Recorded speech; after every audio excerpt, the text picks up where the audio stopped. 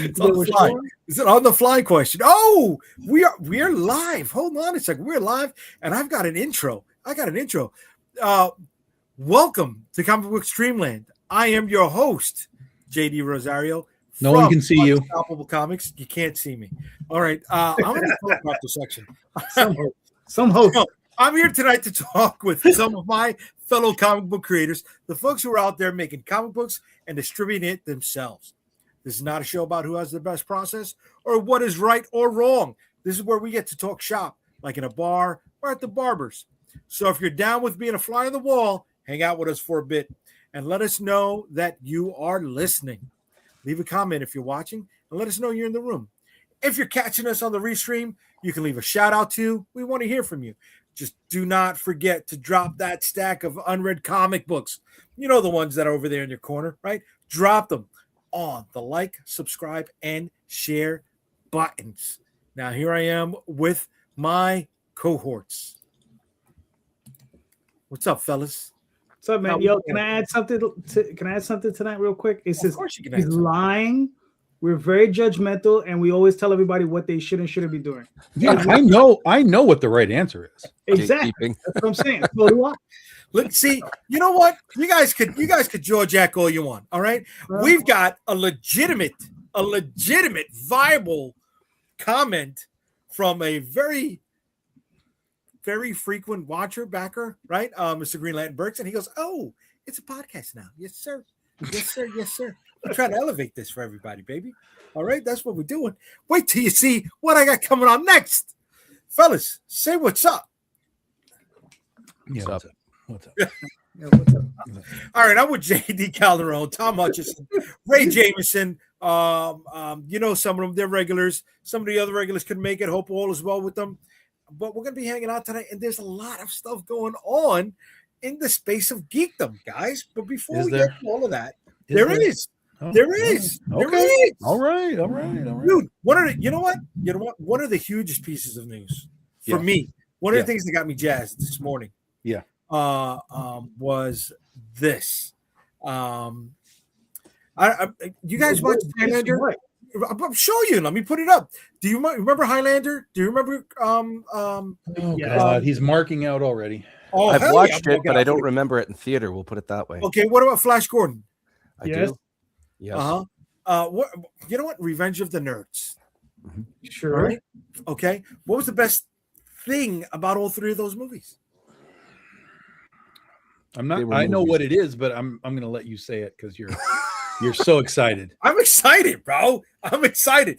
The music of Queen, and I found out today that Mr. Brian May himself is going to be working on the soundtrack to Masters of the Universe, which comes out this summer, dude.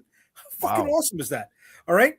This guy is hitting all the geek streams, right? He mentioned this today on his Instagram. All right. So on his Instagram, Brian May for real. I have the power.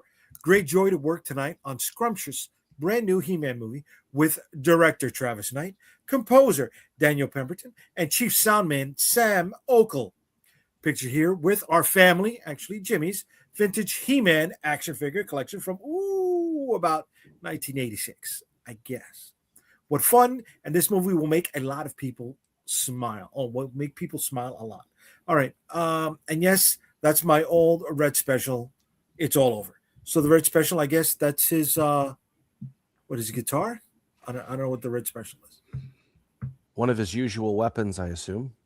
Right. I'm more impressed by seeing the My Pet Monster in the box underneath there. You see the claw, but that was my time. But anyways, this is really, really cool. Red Special, I believe, is a guitar. Yes. Okay. All right. Well, dude, I mean, you know, the director's hitting all these notes, bro. I mean, pun intended. No pun intended. No pun intended. But he's kicking ass right now, man. Oh shit. You know, last week Tom said, "Oh, Jay used to make these slides." So I spent time. Oh no. Oh, yeah, man.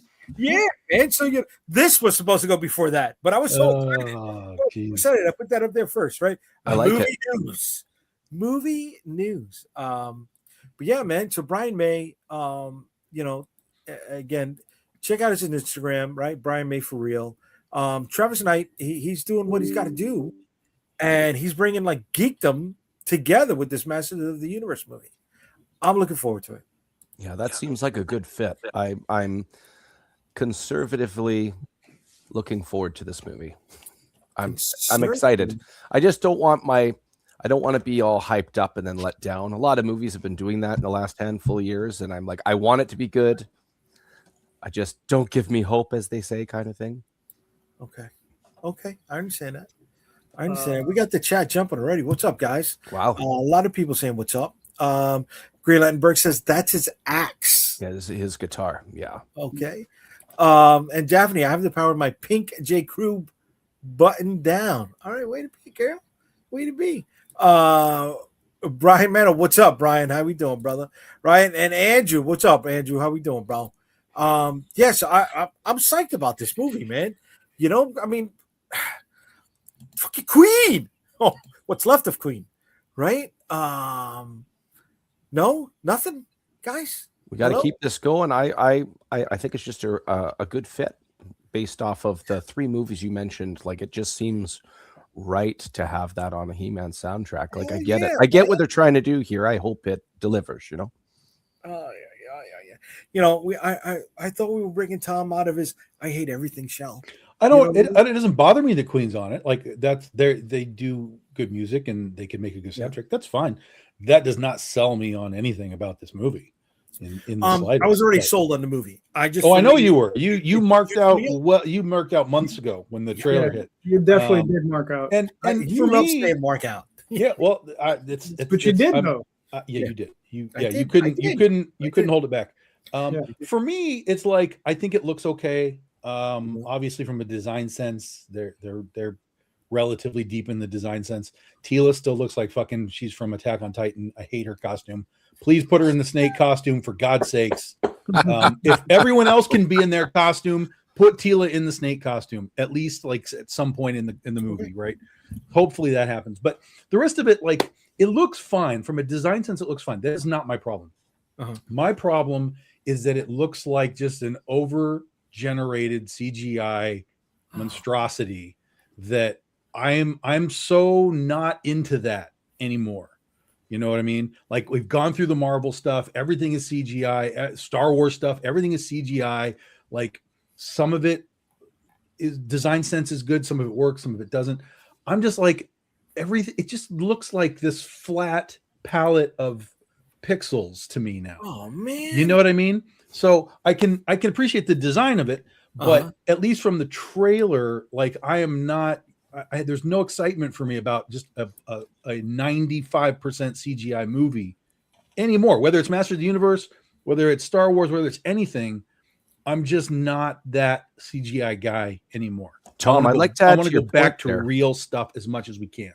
I want to add to that point because JD, I think you said, or Jay, I think you said this on JD's last Sunday. I wasn't on, but I was listening. And you just used the phrase "story is everything," and I think that's starting to apply to movies here. Would that be hitting the right notes there, Tom? Like, if it was more practical effects, suddenly the innovation and the creativity the juices have to flow. Is that I mean, I don't know if the story's good. Story could be great. I mean, I'm judging it on nothing but, like, this is what I saw, and so for me, it's like, again, it's like, okay, it looks right. It looks right. Like, there's no weird, again, except for Tila, it looks right, but it just is clearly this, like, I barely see depth in anything. Like, it's just this wash of pixels, clearly and obviously a wash of pixels. Like, there's nothing that I look at Grayskull and I go, did they build part of that? Like, you know what I mean? Like, it is a wash of CGI. And for me, as a moviegoer, I've been in that CGI bubble for so long that I'm like, I'm tired of seeing the CGI stuff. Now, sometimes you can't get around it. Like, you have to make this stuff CGI, of course.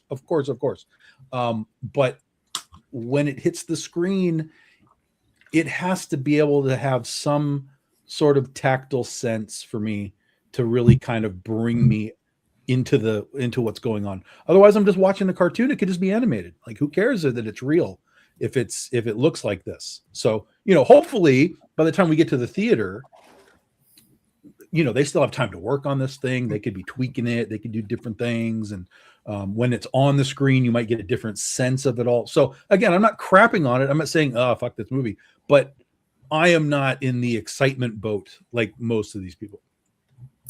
Okay. I mean, your answers are valid, right? Excuse me, your reasons are valid. Now, I'm not going to take away from it, but I've seen their direct animation, their direct CG stuff, and the most recent offerings of this really weren't that great. So I can't stand by everything you said. I'm looking forward to it. It's fine. I'm going to go see it. I'll tell you all right now. I'll go see it. But I just don't want, unless it's really, really good, and there is really, really good CGI that exists. This is really, really good. I just don't want this 95% CGI world anymore. Okay. All right. Greenland Burks has my back. He says, I got your back, JD. It looks great, and Brian May is a god. Yeah, come on. Yeah, I mean, that'll be a big help. That will be a big 100%. Help. No question. Daphne comes back with normalize not wanting a modern rendition of nostalgic properties. Okay. All right. Glenn says run. Ray. You want me to run? Why? What am I missing here? I don't know. Wait, I don't know. When the hand comes in, kind of thing. I hope not. And Daphne comes back with, you're not nostalgic for 80s cartoons. You're nostalgic for being a child. No, I don't buy that. No, I don't buy that. Ooh, that was sharp. That's not a new take. I've heard that take before, Daphne. You got to sharpen that up with your own take. But I know what she's saying, but I don't believe that at all. We are nostalgic for this stuff. There are things that I want from the old days turned into cool things. But the problem is that most of the time they're not turned into cool things. Like the studios get involved, like the Transformers, right? Just look at the first Transformers movie, just the first one.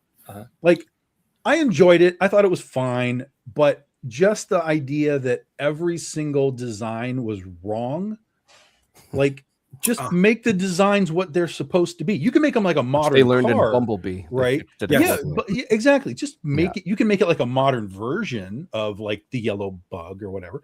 But because those designs were just so whacked, my nostalgia was gone. I was like, it's fine. Right. I'm glad Peter Cullen did the voice, because I don't know, it would have been a disaster without him. Let's just say that if Optimus Prime talked and it wasn't Peter Cullen, that movie would have flopped. He's not going to be in the future. He's not going to be.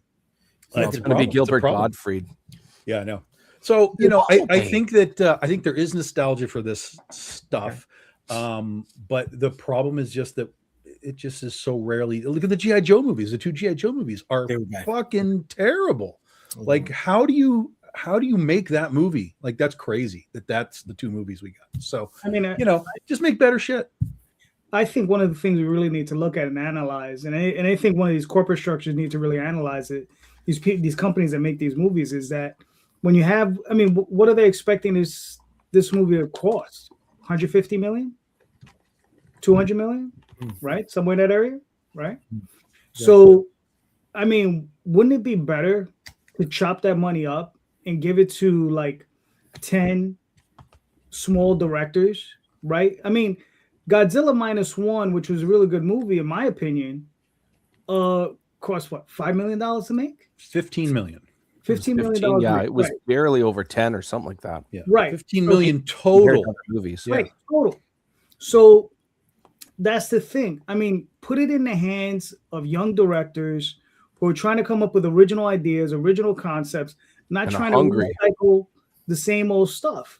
Because the thing is that's what we're doing, right? We're independent comic book creators. We should be rooting for people to do new stuff, new original creations, not the stuff that we have as children. We already had that stuff back then. We can still watch it. You can still go back and watch old He-Man cartoons. What do you need a buffed up, modern version of it? What exactly does that do for you? I didn't like the original cartoons. I said this on Monday. The original cartoons didn't do it for me. I liked the lore when they came back. Yeah, we were talking on Monday. I mean you. Yeah, we're talking on Monday. Oh, I didn't know this. I'm sorry. Yeah, I was talking, what are you talking about? I was here. I was talking on Monday. Of course I was. Of course I was. But look.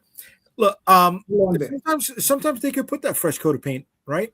I was never a fan of the original Star Trek. I'm sorry. The 60s Star Trek didn't do it for me.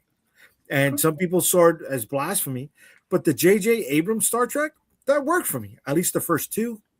The first two had the third one isn't J.J. Abrams. Oh, okay. Okay. There we go. But the first two, I was with it. It was exciting. That's because those two movies were Star Wars. They weren't Star Trek. Yeah, but then when he did Star Wars, he shit the bed. No, he didn't. He didn't. Yeah, I don't know, dude. Force Awakens. If we want to have a show about this, I will take you all to school. We can do the Force Awakens was a great movie. But regardless, I like it. I like it, but I just don't think it was an original movie. In regards to the callbacks and how many things there were in that movie that were in the original set of movies, if you're referring it like that, sure. Bro, he called back the plot. Yeah, I can understand callbacks. But dude, it was the same fucking plot. George Lucas did that, right? What do you mean he didn't? George Lucas called back himself for Return of the Jedi, and then George Lucas called back himself entirely in the prequel series. That's the entire point of his storytelling device, is that everything happens again. Yeah, that's a storytelling device that he talks about. Yeah. He did that on purpose. And so when JJ came in, JJ did that same type of thing, except that instead of Tatooine, we got Jakku, and instead of the Death Star, we got the the Star Killer thing. But what's great about Force Awakens is that JJ even tells you he knows. Like there's moments in there where it's like, oh, look at Star Killer Base, and Han's like, okay, it's bigger. What do we do about it? Like there's even those little nods. Like JJ knows. He's like, he knows who's watching. He knows who's paying attention, and he throws that stuff in there. So Force Awakens is a good movie. It's a good Star Wars movie. There's a lot of people that come down on it because of Adam Driver, and I'm like, did you watch the first 6 movies where Luke was a little whiny bitch? And then Anakin was a little whiny bitch, and now you're upset that Anakin is a whiny, or Kylo is a whiny bitch. Like, again, this is the Skywalker family, guys. They're all whiny bitches. The whole lineage, except for the women. Except for the women. Leia had it together. Padme had it together. But the Skywalker men are fuck ups all the way through. Yeah. All right, going back into the chat for a moment here. We got Screaming Space Skull Studio says, I'm again with Tom in this one. All CGI looks the same. Wow. Even when they build stuff to cover it in post, with CGI in post. All right. Yeah. Green Lantern Burke says, shots fired. But he goes, yeah, but G.I. Joe and Transformers looked awful from the get-go. G.I. Joe, yeah. Yeah, Rogue One was the best. Force Awakens promised an entire series that we never got. You can thank Ryan Johnson for that. Okay. Yeah. Sorry, they shit the bed with the Rey. Okay. Rey was not the problem, but I understand why people think that. All right. Brian Manel was like, yep. I want to know what you're referring to, Brian. Talk to me on that one, brother. Kylo Ren was a perfect villain, but the studio refused to commit. Daphne. High five, Daphne. Oh, now he wants to play nice with you, Daphne. To get that from Cut him up. Well, that's cut him up all night, Daphne. Cut him up.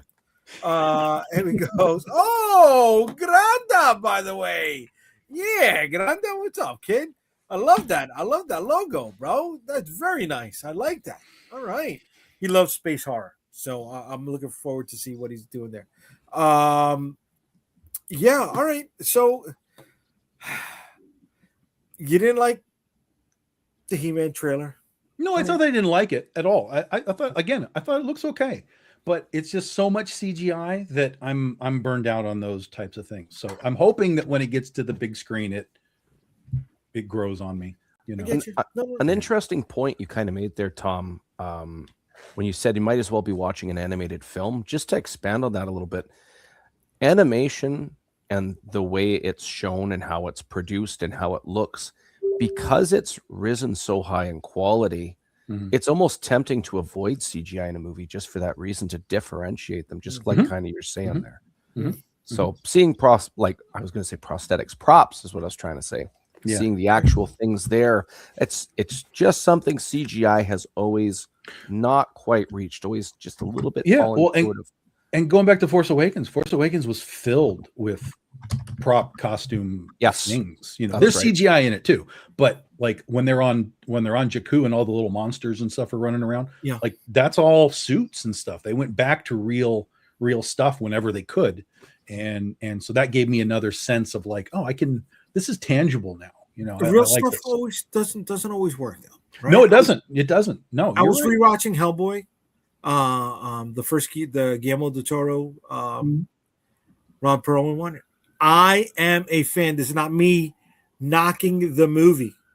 This is just somebody who's seen it quite a few times and is starting to notice the flaws, especially in the real world prosthetics. Right? That it was almost 20 years ago. Things have gotten better. I get that. But you need that merge. You know what I mean? It is possible to mess up the props as well. Right. It's possible to mess both of them up, right? But you know, I don't know. Going back to He-Man for a second, you know, I don't know, where they're going to find any green and yellow tigers in the real world, let alone train them in time for the movie. So you're gonna well, then don't make the movie, Rosario. Then don't make the movie. And green and yellow tigers that talk, right? That talk. I don't know if this was talking. He talked. I mean, listen, animatronic tiger. It's all absurdist. They should do the damn talking tiger. I mean, it's all absurd. So why not?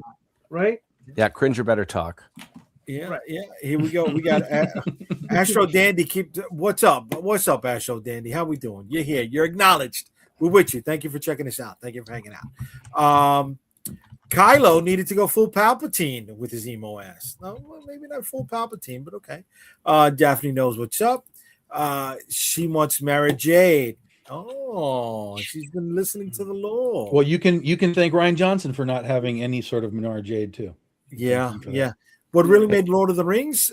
That's a great point there. I watch it with my kids now, and watching Lord of the Rings. Oh, okay. The practical effects are amazing. One thing that hurts every year that movie ages, one thing that hurts is Gollum's CGI body. It just doesn't look like the rest. I mean, don't get me wrong. I'm not saying it's bad. It's just you can tell more and more as the newer movies come out. That one stands out a little bit like a sore thumb, but that's a mild critique. I do love that series. But yeah, I'm with you. He did stick out like a sore thumb. Great. It was beautiful, but look at the money they had behind it. Mm-hmm. Right? It was invested in all three, and I'm sure they did the whole thing with that they did with Superman, where they were filming scenes from the third movie and the second movie alongside the first movie, production values maintained throughout the entire series, which was awesome. It finished well. Brian is watching the trailer now. Here we go. David, I missed the days of FX artists like Rick Baker and Kevin Yeager. All right, brother. Evo, Kylo, and Hux argued like they were married. But then again, that explains all the fanfics. Oh, wow. We all needed Mara, but we'll never get her. I know. Even when they brag about practical effects, they just use that to deceive people, like in Stranger Things. Vecna was sold as a practical suit. It wasn't. Yeah, it wasn't. Well, it was in season 4. Part of season 5, it definitely was not. Season 5, it was all CGI, but in season 4, there was the suit, but they got rid of it. And sometimes you got to protect the actor inside of it, right? Well, it was completely redesigned for part 5. Where okay. he was like Roots. I mean, he was just like this. Well, it made sense because he took a shotgun to the chest, and then he had this armor. That was their justification for prettying him up, for lack of better wording. Mm-hmm. Okay. They say that Rocky on Project Hail Mary is a practical puppet. Watch him covered with CG on the movie. Rocky Project Hail Mary. I'm not familiar with that, brother. That's the Ryan Gosling movie that's coming out. Oh, the Star Wars one that he's doing. No, that's Starfighter. This is called Project Hail Mary, and it's coming out this year. Oh, okay. Mm-hmm. I'm not familiar with it. I'll check it out. I'll check. See, yeah, it's sort of an end of the world movie where it's kind of like Interstellar, where something's bad on the planet and they have to go into space to solve the problem or whatever. It's so Sunshine sort of like combined with ET, basically. Okay. All right. Yeah, it looks genuinely kind of cool. So, all right, I'll check it out. I'll look for the trailer. No, you won't. By the way, watch that movie. The story is great. Okay. But what doesn't look dated viewing now? Sometimes an old movie is an old movie. No dissecting. Okay. Well, we also exist in a world where we're trained to look for the problems rather than we're just seeing it, we're just enjoying it, and we're moving on. But nowadays we're like, look, that composite didn't fit perfectly with the thing in the background or whatever. Like our brains are being trained to look for the problems rather than the entertainment. Okay. Is that what Lorraine's talking about here? If the entire costume C-dramas, I don't know, can do good effects, then us has no excuse. That's the US. Well, it's all variable. I mean, like we talk about Star Trek, right? If you go back to Star Trek, the J.J. Abrams, that's amazing. There's very little flaws in the CGI for that. Even though, like when the driller thing hits the water and it's splashing, like, fuck, that looks amazing. Like that's really good. So there is good CGI. There's no question of CGI, but every now and then you just catch a weird composite and it doesn't quite land. This one hurts. This one hurts me. This next comment from Brian hurts me. Just watch the He-Man trailer. 3 out of 10. The CG can be okay if they make the movie feel cartoony, but it feels like they're trying to ground it while also doing too much with the action. I like Brian so much. I don't know. Maybe it'd be good. I hope it's good. You know, we all hope it's good. I let you off for the bet, Brian. I let you off for the bet, bud. All right. You could have at least given me a 6 out of 10. A 3 out of 10 means, you know what? It's not a great trailer. Just even in general, it's not a great trailer. It's just shit's flying around and flying around and flying around. Again, the visuals are good, but it's not a great trailer. There's another dynamic. My concern with the trailer. I'm really worried that he's going to be on Earth for like 3/4 of the movie, and there's going to be like a 10-minute fight scene with him in his loincloth. You're not wrong with that fear, but I don't think that's going to to be the case. I think you're probably going to get about 20 or 30 minutes, and then you're going to have Eternia the rest of the way. Okay. That's my sense of it. But I hope so. Yeah, I do too. Really hope so. Too. Listen, I don't care where they set it, because obviously we're going to get both. Just give me a damn good movie. Just give me a damn good movie.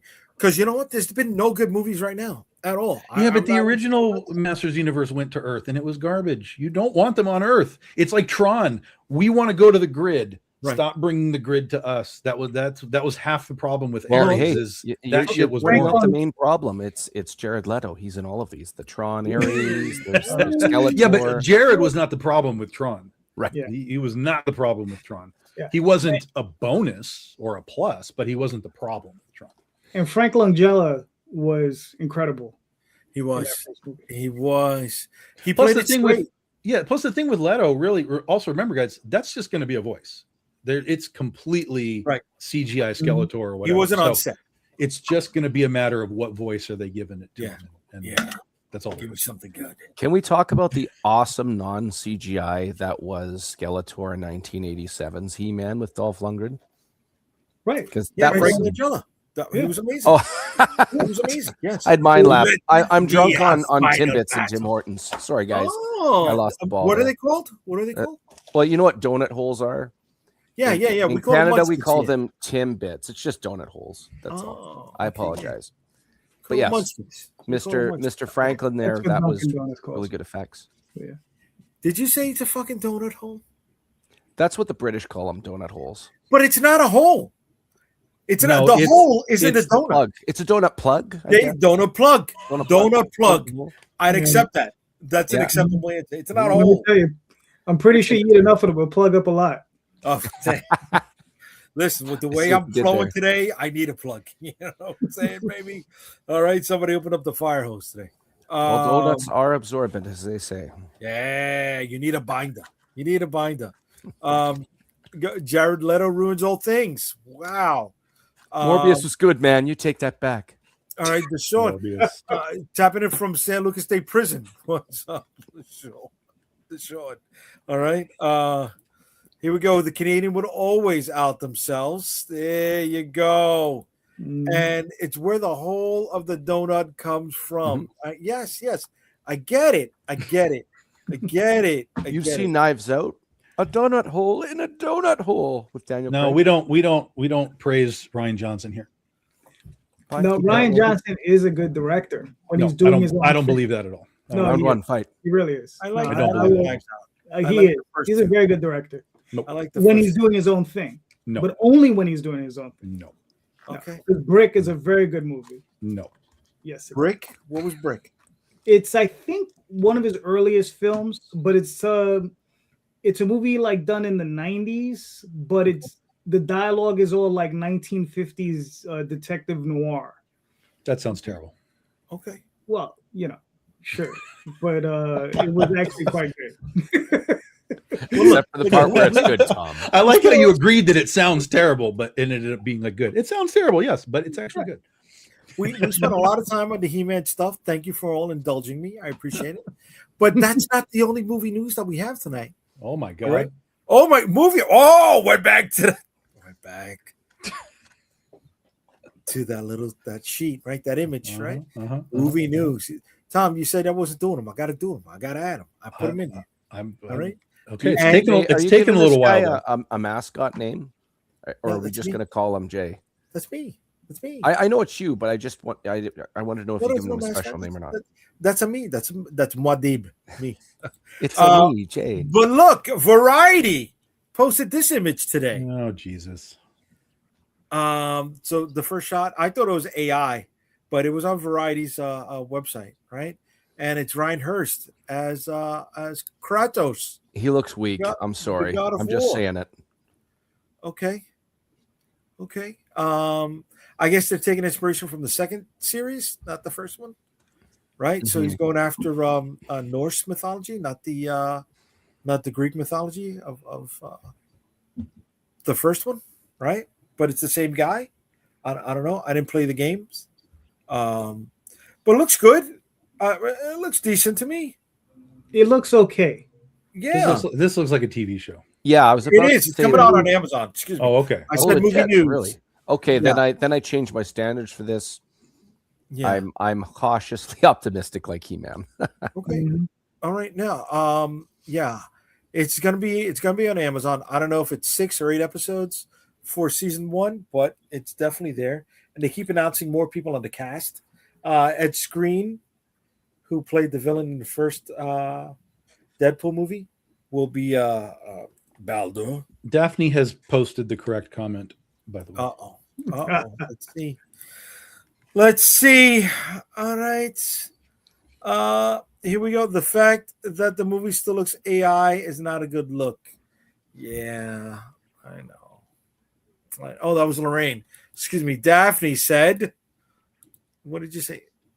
Right above that. Above that. Right, yeah, it's not popping up. Excuse me. Right above nobody cares. Oh my God. Something deep. Something very deep there. All right. Brian played the games. They're fantastic. Brian says that's correct. They are from the second one. Glenda says that's Jay Jr. Chibi as a mascot name. Okay. GPJ. No, Ryan Johnson sucks. Always. The detective movies are stupid as fuck. Wow. That is your opinion, and you're allowed to have it. The first 2 I liked. The third one I didn't like so much. It doesn't have a shark in it. Tom won't like it.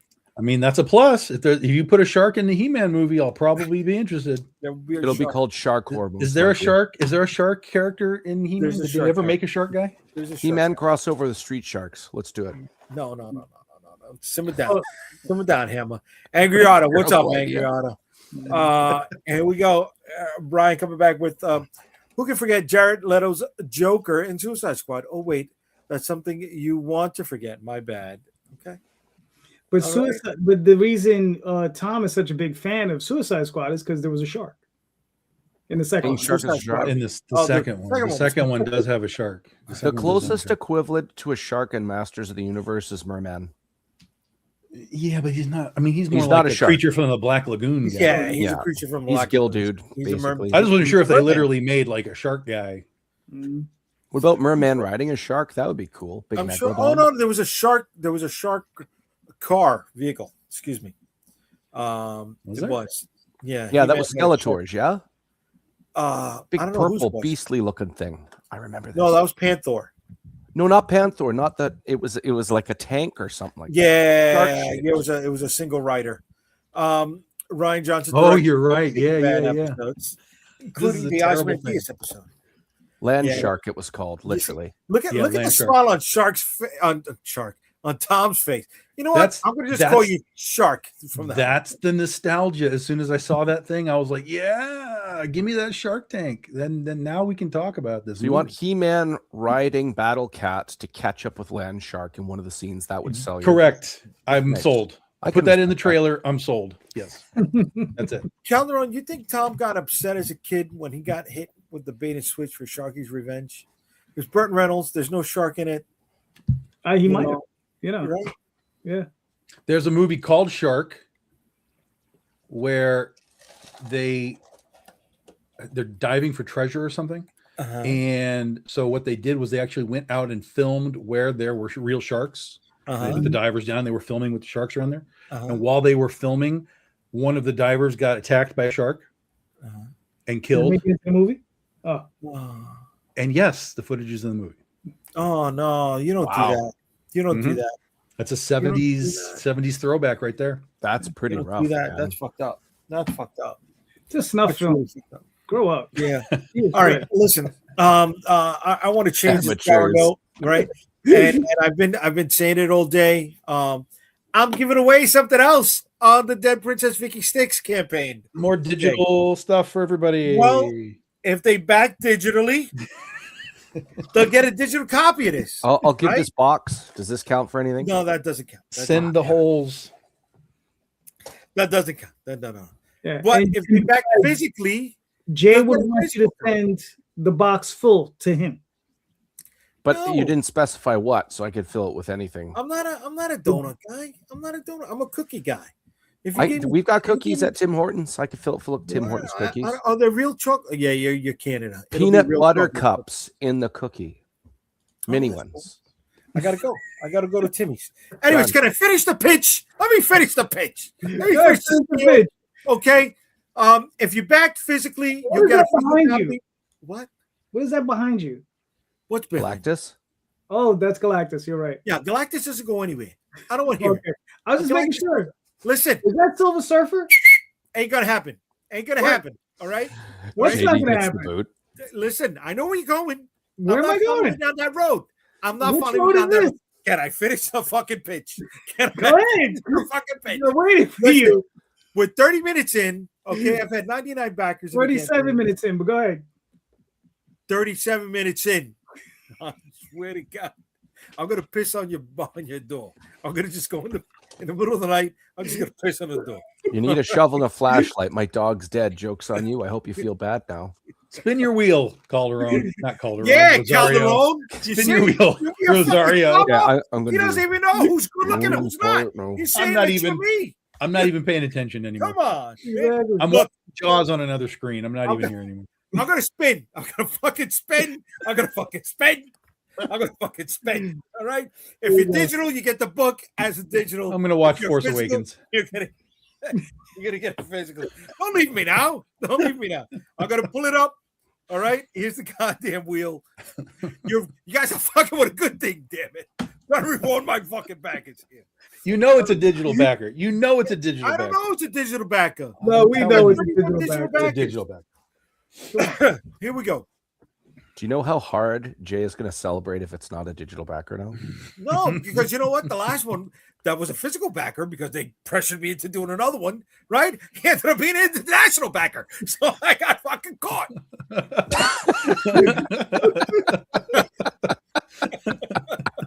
But he will still get the physical backer, so don't worry about it. All right, we got 99. We're going to spin it, baby. All right. 99, that's pretty good, man. We have Good 4 for you. winners last week. Today's winner is number one again. No, not number 1. Number 3. 3. See, way off. Number 3. Okay. 3. That's 3. A digital backer for sure. I'm gonna beat your ass. I swear I'm gonna beat your ass. All right, I'm gonna get to the backer now.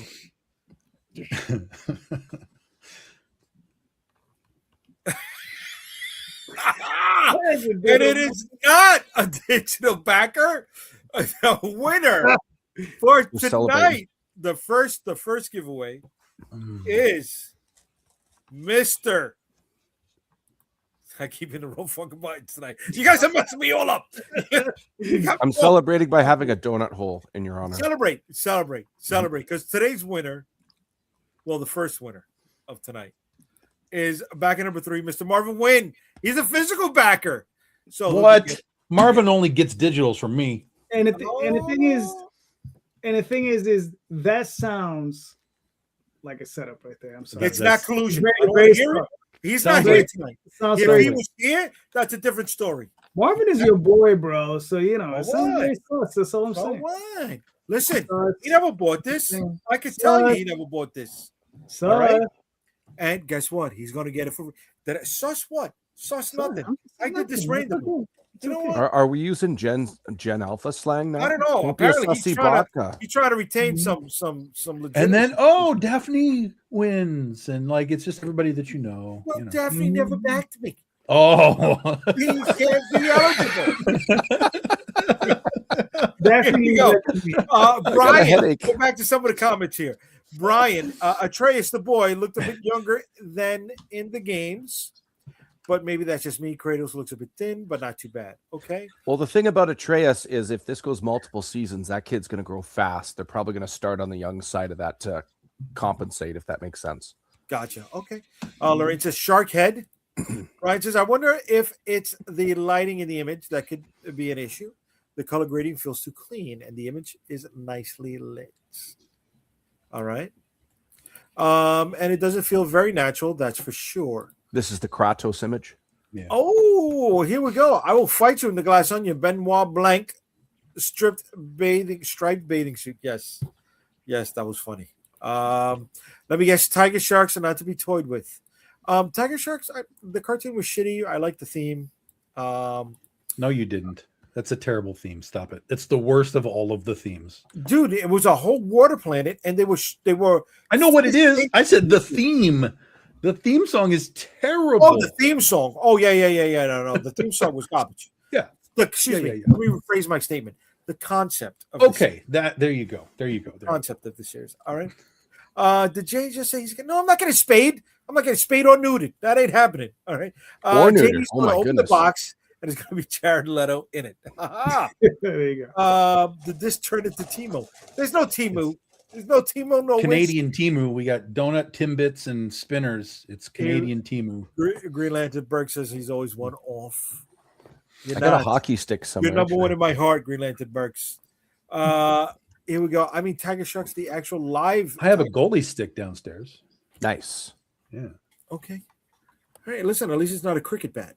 Right? Signed by the first woman to ever play in the NHL. Oh, very cool. I'm believing you.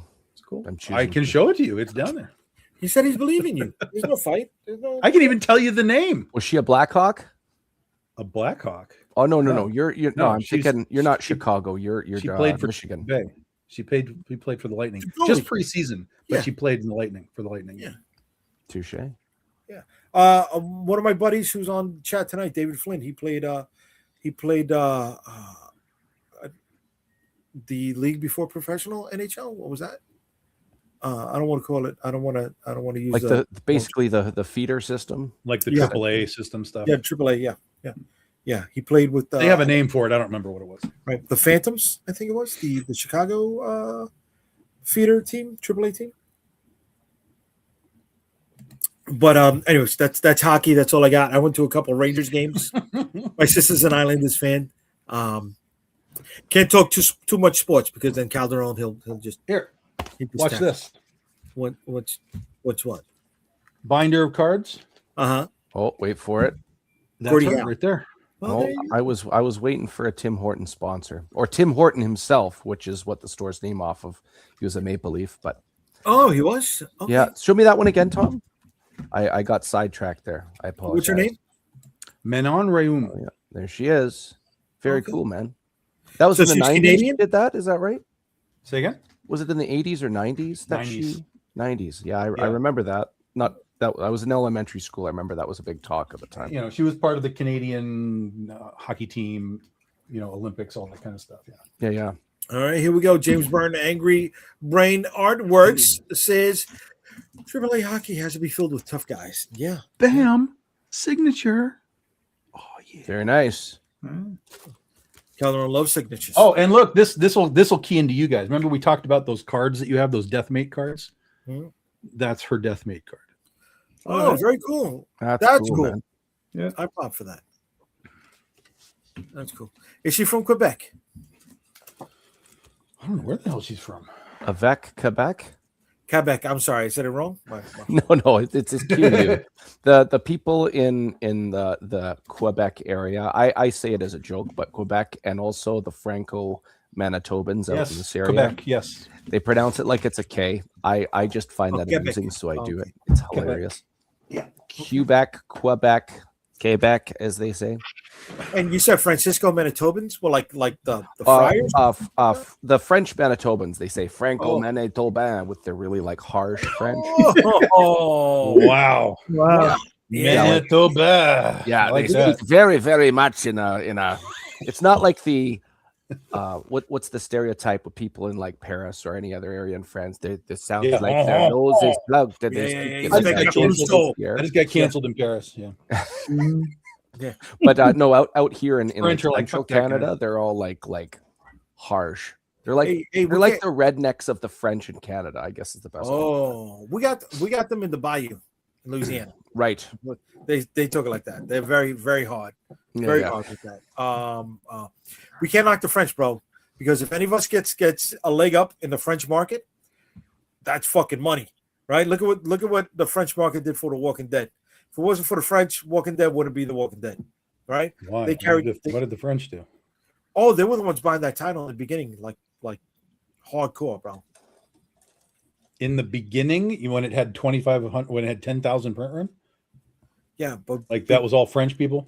no, before They had a cancellation- significant influence. Yeah.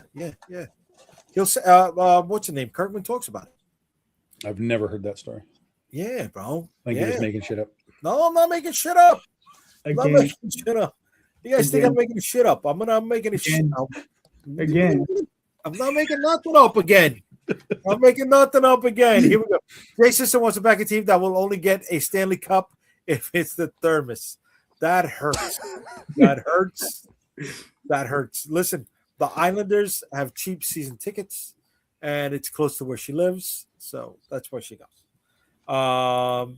And all hockey players are gay now, according to Book. I don't know. Okay. It's true. It's totally true. Okay. Just like JD making up that the Galactus is in the background. What? Is this going to be the running gag that Galactus isn't actually there now? I don't know. I hope not. I mean, Galactus is always there. You know what I had to do to earn that Galactus, bro? Well, you talked about the No, Galactus points. don't say anything. You'll get we'll get What shut do you- down. We'll get kicked out of here. You can't be saying those kinds of things on here. Galactus points. I remember. Galactus points. Oh, you think I'm going to go dirty? I'm not going to go dirty. Come on. He's going to go no. galactic. Like, Well, then if you're not going to go dirty, I really don't want to know. no, I mean the equivalent of mowing a lawn for an adult. You know what I mean? That's what I got. That's not dirty. What you just said. No, not that. No, that wasn't an innuendo at all. That was not an innuendo. No, that was like I had to take out the garbage. I had to drive here. I had to take it in. I had to play adult Uber. Mow You the know? lawn. Did you? Weeds, crabgrass, Oh no, you're gonna get me fucked up. Calderon, what was that, boy? Let's go with you. Oh, I was just gonna say, afterwards, did you enjoy your time with Laser Blast after you did all that? Oh God. Yeah, come on, man. We've been What? staying away from that. You know what I mean? Why? And then listen, you know what?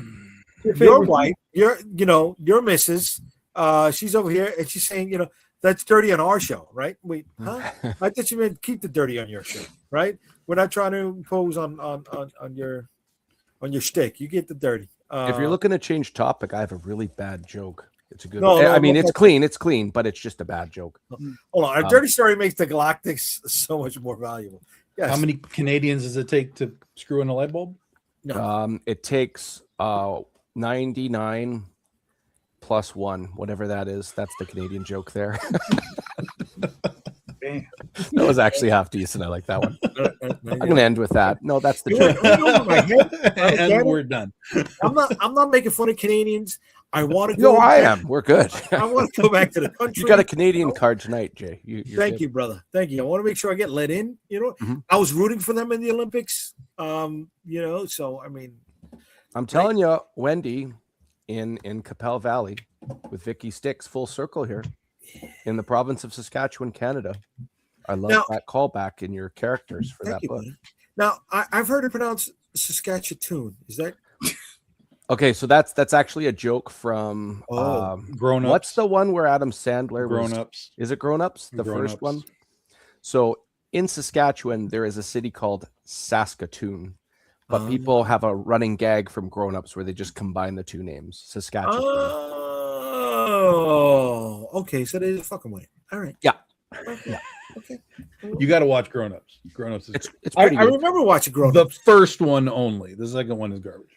You mean where they jump off the thing in Pennsylvania, the rocks?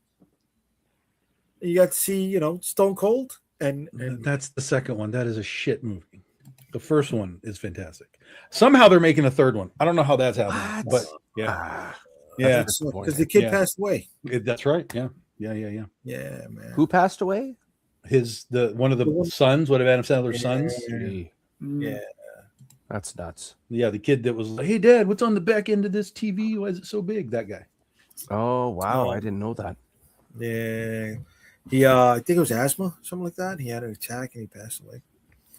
He had a condition. Yeah. Never stay away from laser blast. Laser blast. No, Green Lantern Burks. Laser blast is not the way. Runkunkuma. Yes, that's out here in Long Island. Runkunkuma. We all need to start going to cons and getting laser blast sketches from artists. They'll be what the fuck are you talking about? I think the three of us, just for Jay's show, we should get like a high caliber artist, pool our resources, get him to sketch something from Laser Blast. If people start coming to me in conventions and leaving Laser Blast sketches, I'm coming after all of you. Calderon, I already know where you live, so that's why he's being quiet. He's being nice, right? I got no problem going to Canada, bro. Yeah, I think you do. I think you do have problems coming to Canada because this is what the Russians did to the Germans in the Second World War. They just pulled back and the Germans froze themselves out. I would do the same with you. He's leaving. No. Well, see, with Tom, I know how to find Tom. I just go to Michigan. I'd be like, who owns this lake? Right? There's only a certain amount of lakes. There's only a certain amount of lakes. Trust me, there's way more lakes than you could ever imagine in this friggin' state. I don't know, kid. I don't know. Once I get to the city owns the lake, state owns the lake. No. I need private owners. Private owners only. Right? Unofficial. They'll get media, buddy. If it was a private ownership, I'd be kicking them off the ice because they're out there ice fishing still. They're ice fishing. Although it's about to melt, so they'll be packing up here pretty soon. You got a dock on the back of the house, or you got to walk? Not with the ice. No, you take it out because the ice will just crush the. Oh, hold on a second. So you do have a dock? Sure. You're on a lake. You have a dock, of course. Motherfucker. Throwing that shit How is that brain surgery? Like, what? So what do you got? Like a canoe, or you got a boat? You got like a Boston whaler? What do you got? Oh no, it's too small for like. Well, no, they do put boats on it because you can water ski, but it's not very big. It's not a big. So what do you need a dock for? What do you go fishing off the back? You can, yeah, absolutely. You seed it with little baby sharks? Because there's no like beach or anything. It's just like what do you call it? Like marshland, reeds? No, like the wall. The sea. It's like a seawall. It's a ridge. It's like a seawall. And then you go down. There's a dock. I mean, you can go and stand in the water, and there's like beach there, like sand. But you'll be in the water. So you put a dock out so that you're out on the water without being in the water. And yes, you can fish off of that. Yeah, for sure. Here we go. Greenland Burks. I went to a con last week and they had a Blu-ray copy of Laser Blast with a $25 tag on it. I thought it sounded fair until I realized they weren't paying me $25. That's right, baby. Yeah, you can, just a heads up, you can get that for about $10 to $15. Don't go crazy. Mm-hmm. But it's there now. It depends on the version. There are some versions of it that are a little more scarce. There's the Japanese version and so on. So there is that possibility. I'm going to put the poster for Laser Blast on a wall in the background of one of the pages for New York versus the World. Yes, he will be working on one of the issues for New York versus the World coming up. And if you do, bro, I'm going to pass an old theater or an old rental store. Laser Blast poster. Baby Shark, Baby Shark. There you go. All right. Did I do that right? Was I on key? Melody? Yes. No. Thank you. No. See, you see, the father in the group said yes. I'm going to lean with him. Okay. Ray just lies. I'm not lying. I'm sitting, man. Let's get this right. Come on. He's not lying. While he's sitting, he's untruthing. He's very. I'm untruthable. Untruthable. I like that. I like that a lot. Here you go. You sound good. Not. Yeah. Mr. Magic. Not. You got to at least bore at it, man. Not. You got to at least put the bore at in. You did it. You did it for me. You did it. That's Schwarzenegger. What are you doing? What do you mean? That's not Schwarzenegger. It's big. It's Russian bear. You sound like Boris from the movie Snatch. If the glove doesn't work, you've still deviated from Boris the Butcher. Yes, Boris the Bullet Dodger. Yes. It sounds more like I think it's Boris. What was from the cartoon? Yeah, Boris and Natasha. Yeah, Natasha. Yeah, that's listen. It's my countryman. It's where we be. It's what we do. But I like it from Thunderbolts. You know? Oh, look at the next comment. Yeah, I saw the next comment. He doesn't get that. He shows all the comments, but that one. Oh, there you go. Yeah. Stick to comments. Okay. Yeah. You guys, with people like you, I don't know. Friends like you, who needs enemies? You know, you guys, I don't know what to say anymore. I don't know. I'm here. I'm putting my best foot forward. I'm entertaining. You know what I'm saying? And all I'm getting is chewed up by you, by the audience. My heart is just getting ripped out here, right? You know, it used to be fun. I used to look forward to Friday nights. I have a sense that next week will be our first missed show of the year as Jay recuperates. What's the streak to now, Jay? Is it 10 weeks now? Oh, last week was 8, so this is 9. This is the German. 9, so 9, but 10 out of 11, right? Because I missed 1 week. I did miss 1 week in December. You're my boy, Blue. That's it, baby. Yes. Friday Night Fights. Yes.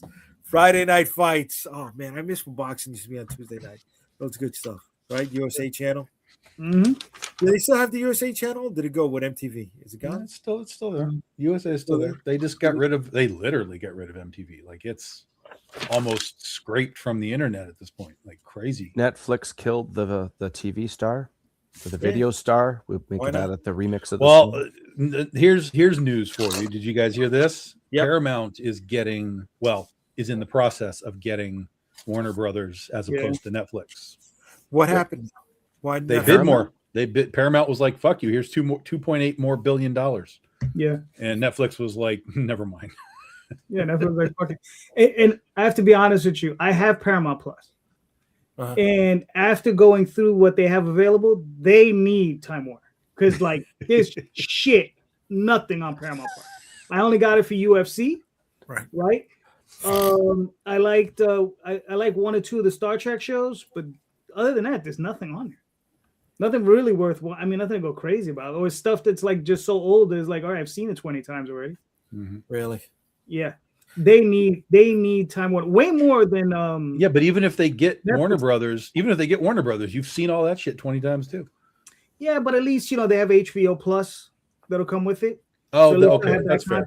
That's fair. That comes up, and then and then whatever they come up for DC or so whatever. what happens? I got HBO Max. Now what happens? I mean, nothing. It just is there. This is there. They will likely blend it all into Paramount Plus, so it won't exist and it'll all go somewhere else, unless they decide that there's some branding value of keeping the separate things. HBO was a brand, right? Yeah, sure. That was one of the first biggest cable channels. Sure. And but I mean, Sears was a brand. Kmart was a brand. Alexander's was a brand. Caldor. I missed Sears. Sears was awesome. Stuff goes away. Toys R Us, man. Toys R Us. Toys R Us. Stuff goes away. I mean, I don't think HBO as a brand will go away, but they will find a way to sort of reutilize it in some capacity, and But chances are. But again, here's the thing: if you have Paramount and you have subscribers, and you have HBO and you have subscribers, there's really not a reason not to double up. You know what I mean? Now, if their thought process is we combine it and all the HBO people come over, then they're still making that same money. But if there's a reason to keep them separate from a branding standpoint or just a value standpoint, they will do that. But that'll be, that's down the line. Right. Here we go. We got Trading Justice is Marnik to G. I don't know what that means, brother. It goes nowhere. I think TV killed itself, really. Oits. You're right. You're right, Ralph. I hope everything's okay. Here we go. It's Monarch time. Para O. I don't know. Paramount. We'll get Laser Blast. Okay. There you go. Here we go. We missed full moon. Toys R Us is still here in Canada. We still have them here. Full Moon Studios has Laser Blast. Just for anybody who wants to know. I thought you said they were difficult to deal with. They are, but that doesn't mean they don't own it. That's all I said. Is Full Moon owns it. All right. Discovery thought they could get rid of HBO brand, and they ended up bringing it back. Yes. Yeah. I mean, HBO's getting Warner Brothers is getting hoard out. I'm sorry. I mean, at some point, it's going to lose its value, and if they decide to sell it again, it's not going to get what it's getting now. Well, I think once they're with Paramount, that's going to be it. I mean, Paramount is, the guy from Discovery Channel, he was just used to making reality TV. Reality TV, exactly. He wasn't, actually creating, narrative stories. He was just, and the reality TV stuff is cheap to make. So in comparison, it's still scripted, right? It's not reality at all. It's just but it's a lot cheaper to make than, let's say, an episode of Star Trek or Game of Thrones. Ralph Rafael is saying, Toys R Us Canada. We got in New York and New Jersey also, bud. Mm-hmm. They just never left in Canada. And here we go. Screaming Space Skull Studios. They already said that HBO will be absorbed by Paramount Plus, and the brand will go away. And they're going to make cuts in the tune of $4 billion of what WB has regarding the studio and jobs. Wow. That sucks. Yeah, I mean, see, the biggest problem with them doing that to HBO is it's the brain trust that's at HBO that makes all the good shows. Right. And if they get rid of those people, I mean, they're probably going to end up at Netflix, and Netflix is probably relying on those people. Make those cuts. You know what I mean? And they'll just absorb the brain trust. Right. Because Disney has made similar cuts. I mean, Daphne and I have this conversation all the time is with the Imagineers. Disney will cut them, and then Universal would hire them. So then Universal now has really good looking parks, and Disney stuff is, still trapped in 70s amber. So yeah, here we go. The missus, I'm tired of streaming. 20s are us in Canada. Another reason to go. Here we go. Toys R Us in Canada. Another reason to go. Yes, that's what you meant. I know. We're gonna go back, babe. We're gonna go back. Don't worry. I'm looking forward to it. I like Canada. Are you going back to Niagara Falls area, Southern Ontario? I would like to go from a familiar place and then expand from there, right? The flight from here to Toronto is, I think, a 2-hour flight. Mm-hmm. And, I'll just rent a car and explore from there, right? I think it's easier than renting a car in Buffalo and then going over. You know, that makes sense. I'm already there, but I'm looking forward to it. I want to check it out. You know, there's a few places in the Toronto area that I wanted to check out. Wayne Gretzky has, his own restaurant, beer garden over there. There is a Victorian village that my wife wants to check out. That was close to that area. Mm-hmm. And there was something else. Oh, the Toys R Us is not far from there. Wayne Gretzky's hometown isn't too far from Toronto. It's called Brantford. Okay. That's where I went to high school in Brantford. It's a nice little area. Oh, nice. Okay, yeah, so why'd you move to where you're at now? Work. 2006, there was a big recession, all of North America, really, and opportunity went out west, and so did I. Recession? When did that happen? I don't remember that. Yeah. Here we go. Greenland Burks. It's bothering me hearing the different perspective on this WB deal.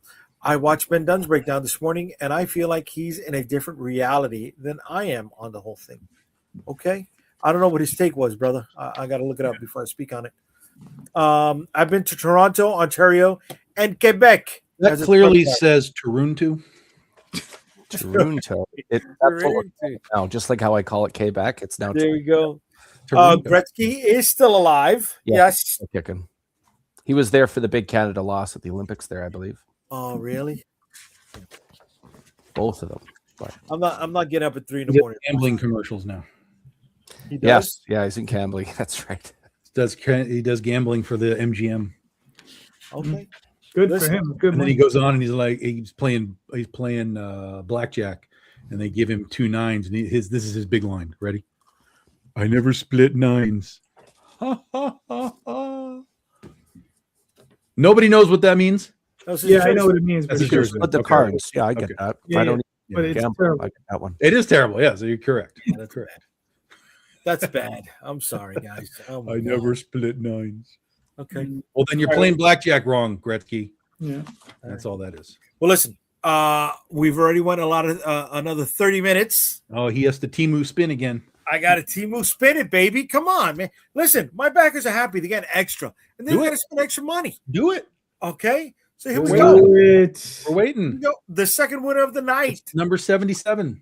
is gonna be Number 99, 88, and 77. All right, here we go. Wait, you know what? Did I get any new backers yet? No. No. Take my heart out there, buddy. I appreciate it. All right, here we Middle go. of the campaign. The answer is no. All right, here we go. And the winner is Number 3. number 19. Well, that's not interesting. Number 19. All right. The way that clicks when the wheel turns, I almost feel compelled to do a slow golf clap. Is that going to be Ray? Ray, are you 19? Yeah. We'll find out. Hold on. Wait. International shipping for you, Rosario. What? We'll do a I shipping I swap. just invited somebody right now. Here we go. All right. I'll send you this. You send me what I've rightfully earned. All right. Ray, by this point, they should be paying you to eat those donuts. Mm-hmm. Number 19, Anthony Arroyo. Here we go. Anthony Arroyo. That is a physical pledge. Number 19. Way to be. That. He's a big pledger. He's a big pleasure. Okay, number 19. Way to go, Mr. Arroyo. All right. Okay. So that's 2 winners. We got 1 more to announce before the show is up. All right. You see, I'm having fun, guys. I want to say thank you to the people that are buying my books, right? And I'm giving a little boost. The economy is always in a downturn. It wasn't just in 2006. And they're spending their hard-earned money on me. So I just want to say thank you. Thank you and thank you. Right? And here we go. Lorraine saying spin $6 for Jay. All right. Spin 6. It's okay. We're spending 6. What else do I have set up in the backside? No. Okay. That's nothing for right now. Okay. No more movie news. No. But we got Comic news. Oh, geez. I'm liking GBJ. I'm liking. Yeah, Ray. I'm with liking that, them. baby. We got comic news, and the comic news is that This better be legitimate, or at least interesting. Yeah. Well, that's what I mean by legitimate. it's like that's a minimum. Just make it interesting. Go, Jay. Go ahead, hang it up. That's just the time. Go. That's all I got. Really? This is going to be something like, Masters Universe comics now. Mm-hmm. Yay. No. Based No off the movie, based off the cartoon. Let's talk about G.I. Joe again. Can I say what I'm going to say? Okay. Will we ever stop at you? Yeah, you're stopping me. Well, you can chime in. You're like, I'm ready for you to do the Muppet thing. That's from Guardians, remember? We're clearly more like the judges than we are Phenomenon. This is true. Waldorf and Statler, yes. Yeah. Well, you're all the oldest men in the room, so I will defer to that. Yes, me and Ray are the young ones. Okay, comic book news. Here it comes. Comic book news, and it ties into the question of the night, right? Is do you need merchandise to sell books? And found out on a podcast today that the average Marvel comic costs about $15,000 to $18,000 to produce. That's just production costs, not the printing costs. Mm-hmm. Right, and a lot of them today are not making their money back because Marvel is not hitting the way it used to. So, since they are, I guess, for lack of a better phrase, the loss leader, right? Because the books are used to promote all the other merchandise, the movies, the brand. With us, it's the other way around. We sell the paper products. So, do we need merchandise to sell our comic books? No. I'll go first. I'm going to say no, and the reason that the bigger companies do, you brought up Marvel. I'll stick to the Marvel theme. You look at that terrible adaptation of Old Man Logan, which was just called a Logan. I'm not saying the movie was bad. I just think it wasn't drawn from that like they claimed it was. By the end of it, Logan's body is just completely exhausted. And how do you rebreathe life into that? All the power to Marvel. I mean, they've been going for so long, but at a certain point, how do you retain fans and bring in new ones? You come into this weird crossroads where you either have to pull a Frank Miller and make it darker and grittier so older people are going to like it, and then do like spin-off brands and stuff. But it just seems like it's very exhausted and it's too saturated, I guess is the best way to put it. And that's why they need things like merch to offset accordingly. Yeah, to hold off a second for the just to refute a little bit with the Frank Miller thing in Daredevil, right? So that's what you're talking about, a little bit darker or whatever. I'm talking more with the Dark Knight Returns. Like, I mean, that older would be people DC. are buying in, right? Right. That would be DC. Yes, right? you are talking correct. about Marvel. That's why good point. You talking Marvel. I'm thinking Daredevil. Yes. But in the context of what we're talking about, if we're talking about that era, you got to remember from where Frank Miller was coming from, because a lot of those comics were not that. A lot of those comics were more brightly colored, more super heroic, that sort of thing. Whereas when he started doing Daredevil, it was more noir, it was a little bit darker. So it was very different. He was one of the first to going down that trend. Yes. Now, to your point, though, is what I think Marvel has to do is do something different.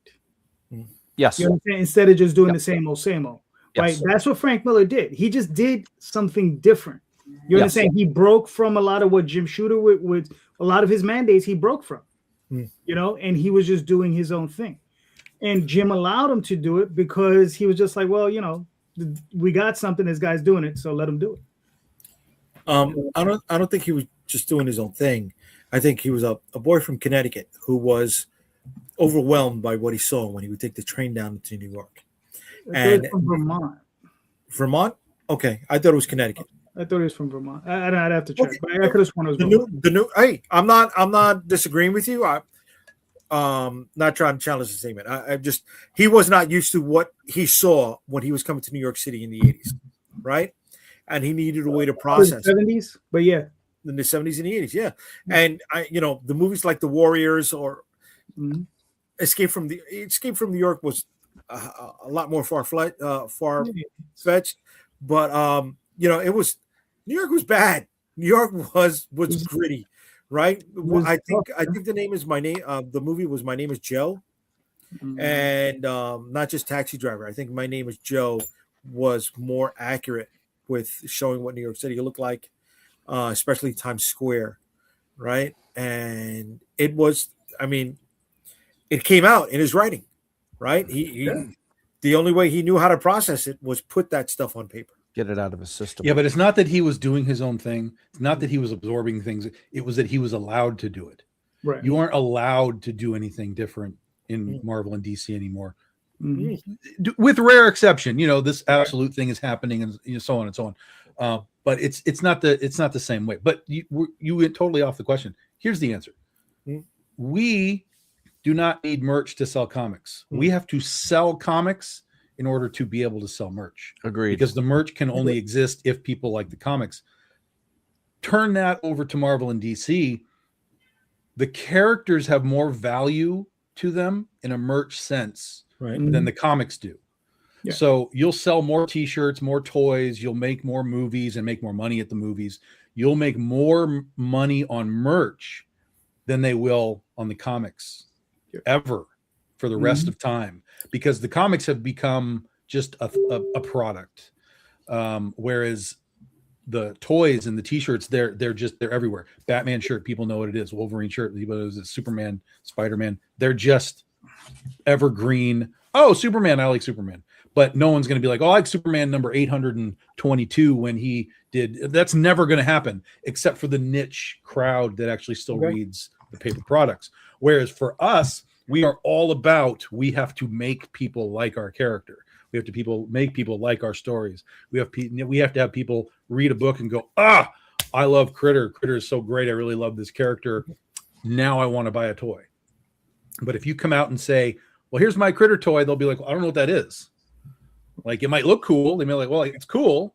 Like, the design's cool, but like, what is it? Like, I don't know why I would want it. Well, here's the comic book. But so for us, we have to start with the creation from ground zero and then build that into, do you want a shirt now? Do you want a toy now? Do you want an art print now? Do you want, whatever else? So the merch, I think, can help you look like you're more successful than you are in some cases, right? Like if people just see like, oh, look, he's got cups and mugs and all this stuff. Besides just the comics, I think then that can spark interest in what's going on in the environment, right? And I'm talking about pretty much like at a Comic-Con, because that's hard to really do like online. But if you're like at a con and you just have stuff around your comic, it can create a trigger of like, oh, like, okay, something more is going on here. And I want to know what the more is. So there's value in that for sure, 100%. All right. So can I throw something at you for a second? Yeah. Okay. Let me present the scenario to everybody for a moment. Let's talk about a small convention. All right. Let's say the convention costs you $300 just to set up. Not talking about travel expenses or anything like that. $300 just to set up. If you got a $5 book, you need to sell 60 copies just to cover your expenses on the table. Not just the hotel. Let's say it's a 2-day show, 30 and 30, right? Travel expenses, your lodging expenses, not to mention your printing expenses, right? Have you even recouped your production expenses yet? So you think selling those 60 copies over those 2 days with just one book is going to work? Do you think that merch costs nothing? Oh, I'm not saying that at all. No, so brother. if your thought process is let's put some merch on the table, yes, but that's more cost. That's even more cost. That's more cost, but it's more and you're guessing at the merch, right? It's a pure guess. Do they want a mug? Do they want a Stanley Cup? Do they want a shirt? What size? You're guessing. Every time you make merch, it's a guess. Unless it's something simple like stickers or magnets or something. That's easy stuff. But again, that's super cheap, right? Within the contracts of your thing. Art prints. But I go to cons where I never sell an art print, and I've got art prints in the binder. So so that's what I'm saying. It's all of the merch is an attractor, right? But they're not going to buy the art print probably unless they know what the character is. Okay. Unless it's like J. Scott Campbell or something, and then you can be like, oh, it's a Scott Campbell cover. They might buy it. But, we don't all have that luxury. So, again, every time you do merch, more money cost, more guessing, more things to travel with and pack, and maybe they get broken and travel. Like, so you're not wrong with I have to sell so many $5 comics. Of course. And that's where things like art prints and stuff like that come in handy for sure. But at the end of the day, even if you had a whole bunch of merch, this is in my head. If you had a whole bunch of merch and you had your comic, I would bet that someone will more than likely buy your comic for $5 than touch anything else at the table. But again, that's the attractor, right? So if you can use that attractor to get 100 people to buy your book, then you've done your job, right? Because that's sunk cost. And if somebody happens to buy a mug, great, we sell a mug, whatever. But it has to be our job to sell the comics first. It has to be, because otherwise we're just merch sellers. And if you're selling a piece of merch that no one knows what it is, it'd be one thing. Let me flip the coin. It would be one thing if you're doing let's say you're doing a Cthulhu book and you're doing Cthulhu merch. That's a different world, because people know what Cthulhu is. And if they don't know what your book is, they still might want your merch, because it's still Cthulhu, right? Mm-hmm. But if I had Critter and Cthulhu next to me, I would attract more Cthulhu people than I would Critter, because they know what that is. So Cthulhu crossover. That's coming. Right. And it doesn't have to be. It doesn't have to be Cthulhu, right? No, I'm just saying anything. Right. Frankenstein, Dracula, whatever. Scotland's been to the booth, and we got zombie pins. Yeah, people will buy the zombie pins, and they won't buy the zombie books. Correct, because you're in a genre that people are just like, I like zombies. Give me zombies. Yes. So let me just say, it depends on what you're making and what you're presenting. Okay. Yeah, there is a dependency there. It's not just a black and white, sort of yes or no. Yeah. But I think it's a little oversimplified, Jay, the way you present it, because you're saying 60 books. Present the question. Oh, okay. No, the way you presented it. The scenario. So, because the thing is not everybody's selling books. Some of us are selling trades at $20, $25, $35 a pop.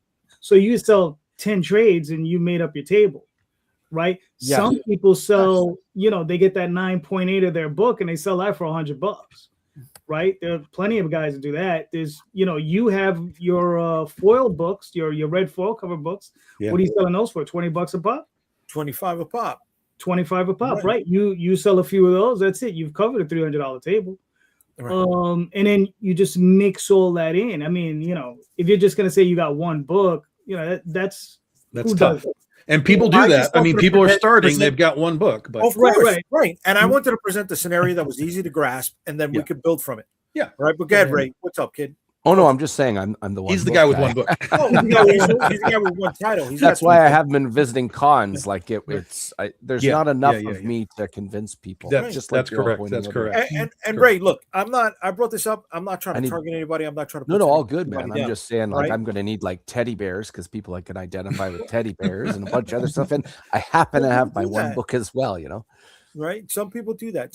Some people put the cart before the horse, and I'm not going to say that they don't. And their books get lost in it, right? Some people don't do the other, right? Some people are just the book, and nobody's coming over here.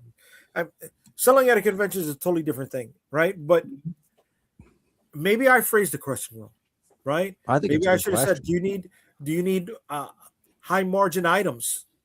Yes. To help you keep the lights on. You want high margin items as best as possible. Like Calderon said, trade paperbacks, if you've got your foil variants, like we do variant covers, whatever.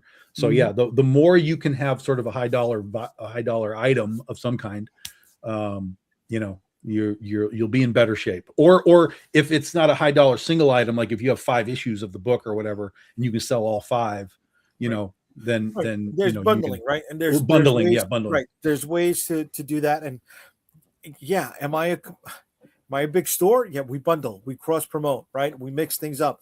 I put together mystery boxes, I put together collector's boxes, right? I say, hey, if you get this book and this book and this pin, we'll take a little bit off. That's all part of the sale in the moment.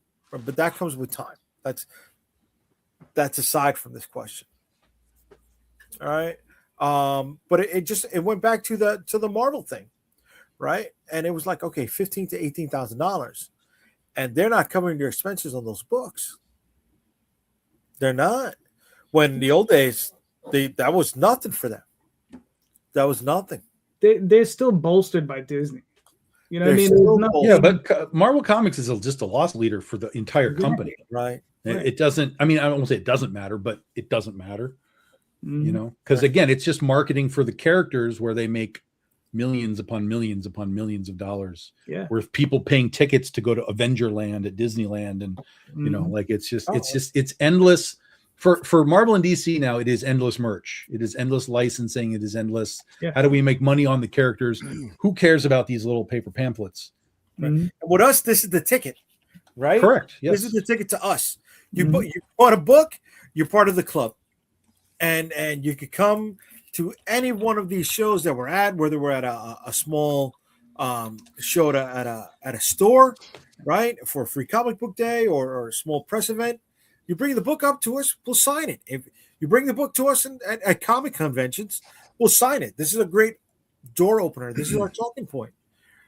You don't got to buy all the other things involved with the MCU and the DCU, where you don't even get a chance to speak to any of those creators. With us, this is what's going to open the door to a conversation with us. You know, I don't know. Just I see some people going at it, and I see them lashing out because either this is too hard for them, they haven't figured it out, they're not getting anywhere, they're losing a ton of money. Well, some people are in it for the instant. This should be happening. Yeah, you know, like I made something that's super good. Why aren't you guys here? And you know, you have to figure out why they're not there. Right? What is it? Maybe the book isn't what you think it is. Maybe you aren't what you think you are, as far as like a personality that people can kind of relate to or whatever. You know, maybe your art isn't good enough. Maybe your story isn't good enough. You have to do, if it's not working, all I'm saying is if it's not working, you have to sort of reset, look at it and go, okay, why isn't it working? What have I missed in my brain that it's not connecting with the audience? Yes. And you know, sometimes those are hard answers. You know, creators often get faced with really, really hard answers. Yeah. And there's nothing you can do other than take that, accept it, be like, all right, either power through with what you're doing and convince the audience that no, what I'm doing is right, and just keep going. Or you can retool it and say, well, maybe I need another artist. Maybe I need a new letterer. Maybe I need, you know, something to sort of juice it so that the audience will respond. And hopefully you can last long enough to find the answer to that, right? Yeah, I mean, lasting long enough is part of the game. It is kind of part of the game. Like, you know, anyone can make one issue, but can you finish a story 3, 4, 5 issues and say, hey, I finished the story. Here's like the whole story. That's sort of where you start to see people taking you a little more seriously. Like, oh, okay, look, this guy's actually done something. He's actually lasted for X period of time and years, and he's done a story, or he has a second story. Oh, there's a trade paperback now. There's a lot of people that will just wait for trades too. That not really point you're making there, Tom. That was the whole reason I just did miniseries. Like, who am I in the grand world of comics? I'm just a drop in the bucket. Yeah. I wanted to relatively speaking, I'm not downplaying myself. I'm confident in what I'm doing, but I also I didn't want to go 4, 5, 6 issues and then it just cancels for insert reasons that you're all pointing or that you're pointing out there, Tom. Right. So finish your arc. Finish the arc. I have a mini series just for that reason. There you go. Unfortunately, though, I've got to get going here, guys. I do want to point out that on my pre-launch, I'm at exactly 124 followers. If someone could be so kind as when Jay shows that eventually, I need a 125th just to get my CDO aligned there. CDO is OCD alphabetized, but that's another. Yeah, 9:30 p.m. United States. That's like midnight for Canada. Yeah, metric system. You got it. That's exactly before you bounce, just put that in a private chat for me. Sure. Thanks, man. But I got to go. Guys, thank you very much for having me. You take a beating here and you do it with a smile. Hashtag GBJ. That's now going to be a thing. We're having fun, brother. But let me while he's sending that to us, let me put up some of these comments and then we'll show that. All right. I lost what Daphne said over here because this was important.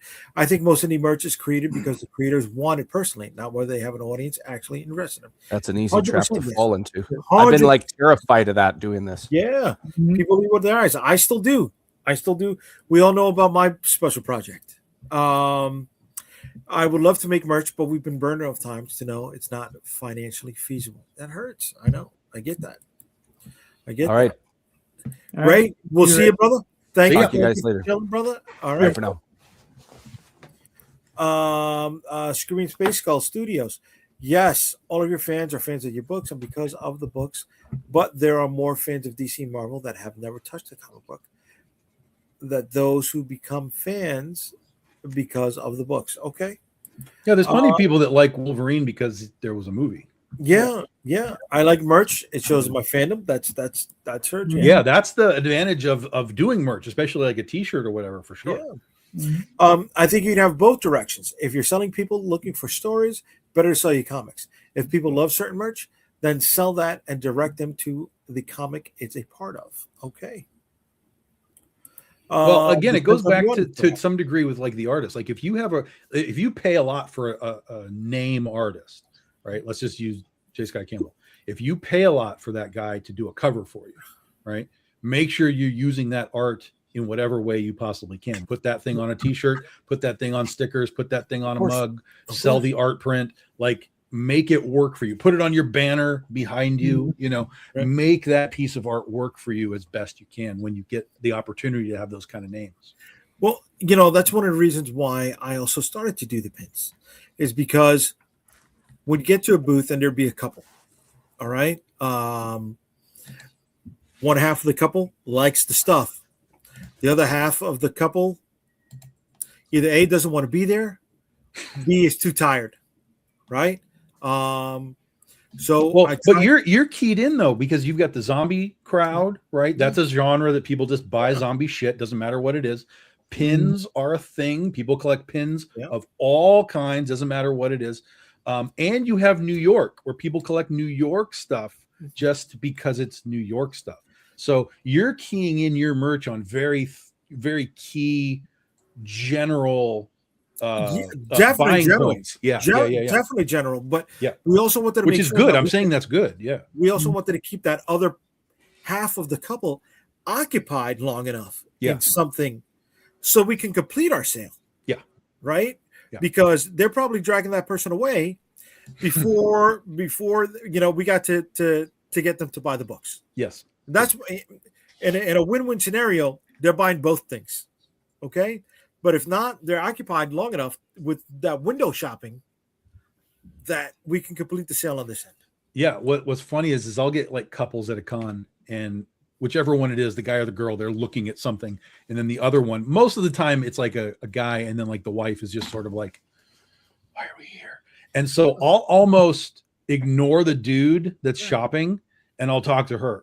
I'll be like, so what, what do you like? What can we get for you? And she's like, no, I don't do any of this stuff. I'm like, no, come on. You like something. Tell me what you watch on TV. Oh, I watch Buffy. Oh, well, then you should look at Princesses versus Zombies. I think you'll like that thing. And I try and engage them into something, even though it's probably not going to work. But then what's funny is then you'll see the guy who's shopping, you'll just see him smiling because he knows he's like, he's not going to sell her anything, but he's having a good time. And then, she feels engaged and connected with something.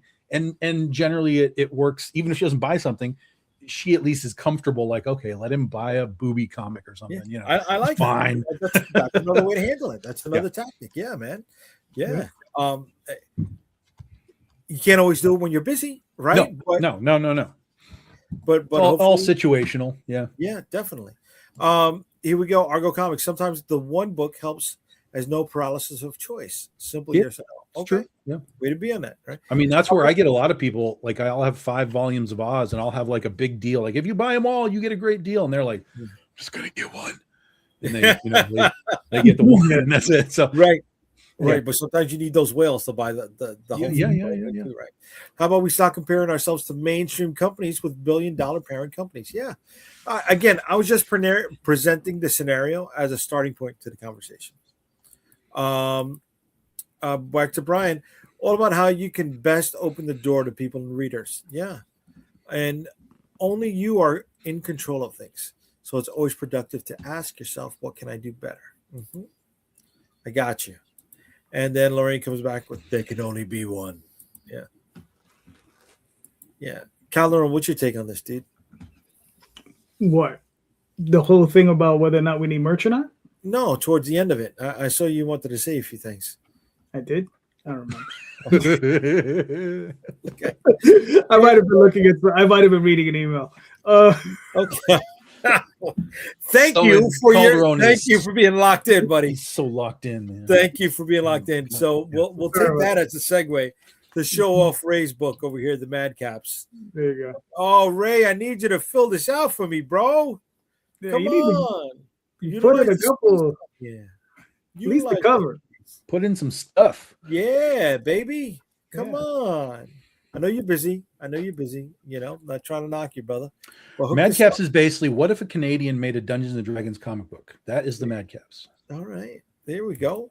Mm-hmm. And if you want to check out the Madcaps, the link for it is right here in the comment section. All right. And Ray is big into Dungeons and Dragons. So if you like Dungeons and Dragons, he's putting it all into the Madcaps. Oh, yeah. Yep. We're supposed to be doing an online Dungeons and Dragons event, and I'm just I'm waiting for that. Oh, there he goes. Brian hooked him up. He got to that 125. Let's show that up on screen. Let's show it up on screen, baby. He got to 125. Way to go, Brian. That's that Rosario bump. Or Rosario, but bump. Yeah, boy.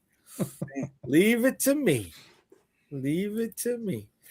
All right. Now I got one more book to give away because I said one more Temu spin. One more Temu spin. All right. But before we get to that, I want to show off my book. Oh, yeah. This is where we gain all the backers, right? This is where they all show up. The Rosario bump only works for other people. It does. But I got to show it. Because we're out here. We're doing it. All right. Do it. So this is the Dead Princess Vicky Styx. If you are into Hellboy, Jessica Jones, or that 80s TV show, Beauty and the Beast with Linda Hamilton and Ron Perlman, this is the book for you. The Dead Princess Vicky Styx reinterprets the Frankenstein's monster story and places her in New York City, where she is a creature that protects the other monsters that go bump in the night. So we are already funded. We're 97 backers total, but we had 99 at one point. We have unlocked a bunch of stretch goals. We've unlocked 3 stretch goals. The first of which is our Creator Collection trading cards, the CCTC, of which Calderon and Tom also have a card in the set. The links to their campaigns are here in the story section. So we are working on releasing stretch goal number 3 and unlocking, hopefully, backer goal number 1. Here's some preview pages. We let you know what else is going on with Vicky Styx so you can read about it. Here's our creative team. This is the first backer goal. We're so close to it. There's our digital catalog, our trading cards, big with trading cards, our Blood Red Fall cover variants, our holochrome variants. There's issue 0. Then there is the very special one-of-a-kind sketch covers that are in the campaign. And then our T-shirts. So we got that going on. There's still 13 more days left to go on this. And I hope you can join us, folks. All right. Now what we're going to do is get to the final winner of the night. Ladies. Haha! Nobody left, Tom. Nobody left. They're still in the room. All right. So we've had 2 winners. Backer number 3 and backer number 19 have won. And we have one more left to go. So away we go.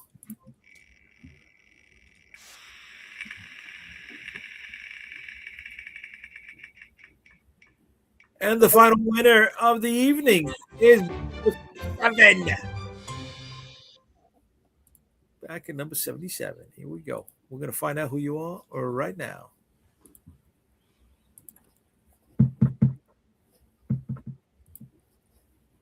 Back at number 77 is where did all my backers go? You had to hit the next screen. There you go. Yes. Aha!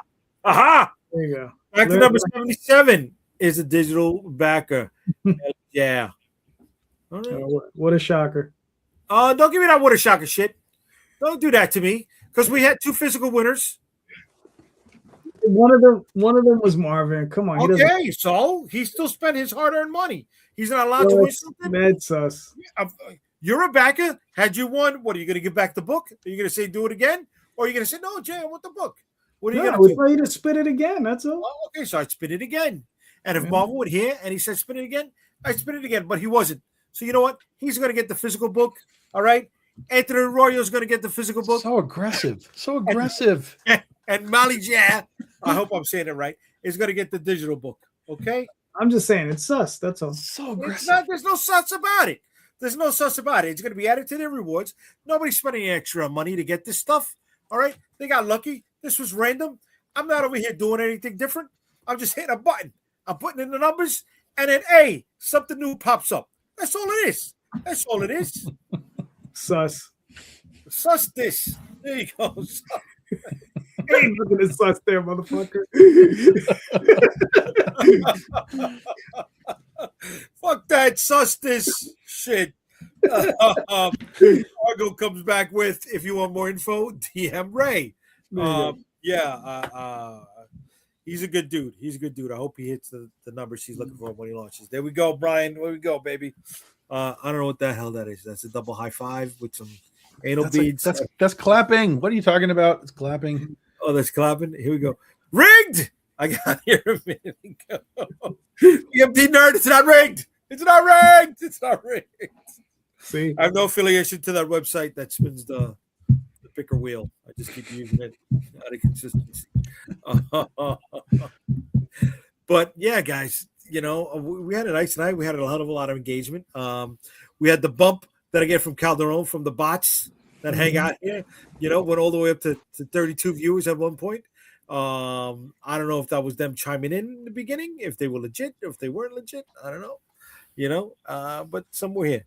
Here it goes. And I thought it was hail. Oh. It's literally 2 hands clapping with the dots. It's a comic book emoji. I mean, come on, guys. It's clapping. I didn't know that was hail. I see 3 dots. I see 3 red dots. It's motion. It's not even red. It's blue. It's not blue. It's red. What are you talking about, bro? It's blue dots. It's red dots. You're out of your mind right now. Calderon, what do you see? Blue or red? Oh, those are blue. Those He's are talking blue? about the little things, the little ones in between the fingers. Yeah, those are blue, bro. Those are blue. Those are not fucking red. Blue. Red is that YouTube logo thing. That's red. Yeah, that's red, bro. On my screen, it shows like reddish, almost orange. Okay, so there's one of 2 things. One, you either need to get a new monitor, or 2, you should get your eyes checked to see if you're colorblind. No, I'm not colorblind. All right. Glasses don't fit color. They just fix what you can see. They do have glasses that can fix it, but those are not them. Yeah. So you need to calibrate your monitor or something. It might be your I don't know, because I see the red YouTube logo. I see his thing is like a little pinkish red around the B. What color is it with you? You mean like that's correct. Yes. It's a pinkish B and a red. On my screen, it's red dots. 100% blue. They're blue. 100%. Yeah. It's like matching the color from the blue outlines there and stuff. Now, on the border, maybe, that's blue. That's blue. I just hit print screen. I'm gonna send it to you in fucking Messenger. I'm telling you, that shit is fucking red. God damn it! It won't print the fucking screen. He's all got off-brand emojis. Yes. Mm-hmm. He's got those Temu emojis. Yeah. You guys. Okay, here we go. you guys. All right. I thought it was hail, right? My bars are my artist interpretation said hail, damn it. Also, it is blue. Okay, all right. Listen, on my screen is red. If you're happy and you know it, clap your hands. All right, so here, the dots in the middle are red or blue? Blue. They're blue. Blue. Yeah. Do you need binoculars? No, I don't need binoculars. I need you guys to. You need a new monitor. You need a new monitor. Is what you you need to go see an eye doctor. And I'm really concerned. I don't need to see a fucking eye doctor. Now I have to go look at your old comics, make sure that I'm gonna hold them up and say, "What color is this, Ray?" I mean, okay. Oh, Ray. Oh, look at that. Oh, who's saying the wrong thing now? No. You know what? I'm sending it to you. You know what it is? I was thinking about the better person. And I am. That's why I said Ray. Look at what I just sent both of you, and tell me if it's blue or if it's red. I need to be fucking validated live. Damn it! Oh, that's a different emoji. You do have off-brand emojis. You see? Yeah. That's legit Temu emojis. You have different emojis. I got YouTube. That's what's showing up on me. That's completely different from what's on my screen and what I'm seeing. Yeah. It's not even close. Whatever trash you're using, you need to get off of it. Oh my god, bro! I got a Dell laptop. Are you on the Android? Yeah. No, I'm on a goddamn laptop, bro. Okay, so you know what? Here's the thing. I have never seen that emoji that you just sent me. Like that style of it, that design or whatever. I've never seen that on anything I've ever seen before. So you may have like Canadian emojis or something's going on that you are in a weird emoji land. Yeah. That's weird. Like, because I know they get different sometimes between like Apple and Android. Like there's little differences and stuff. But I've never seen it like as far as online like this changing. So that's really weird. All right. I'm going to show everybody what I've been seeing over here. Like so I'm not crazy. Yeah. So like the whole design is different because like the hand that I see, right? See how you have the black outline on it? Yeah. There's no black outline on the emoji that I'm seeing. Right. So that's what I'm getting. That's what I'm getting when I pull it up, folks. Yeah. So that's fair. That's fair. But you are on off-brand emojis. Yeah. I don't know what. I got YouTube. Is there an off-brand YouTube? Because that's what's coming up. Is it off-brand? Are you running that on Safari or something? I'm paying for a premium StreamYard service over here. Shit. That's like the first ever emoji. Like it's not even.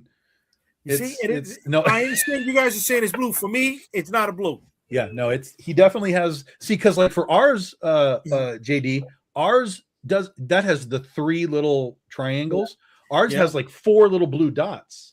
Oh, I don't got that at all, bro. So it's completely different. That's what I'm saying. Like you're on a weird.